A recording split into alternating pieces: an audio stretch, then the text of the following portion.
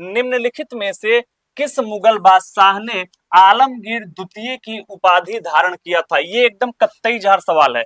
UPPCS pre special जब आपका होता था, ऑप्शनल था हिस्ट्री का, 2008 में ये सवाल आपका पूछा गया है।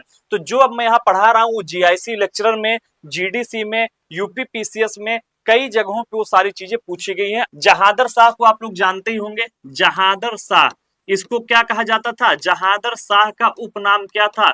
तो जहादर शाह को लंपट मूर्ख कहा जाता था। भैया पूछा गया सवाल है कि किस मुगल शासक को लंपट मूर्ख कहा जाता था? तो जहादर शाह जो था ये लंपट मूर्ख कहलाता था, याद रखिएगा। इसी का पुत्र था अजीजुद्दीन। कौन था इसका पुत्र? ये था अजीजुद्दीन। तो जहादर शाह का जो पुत्र था उसका नाम क्या है भैया? द्वितीय पुत्र था। ये पहला नहीं, दूसरा वाला पुत्र था।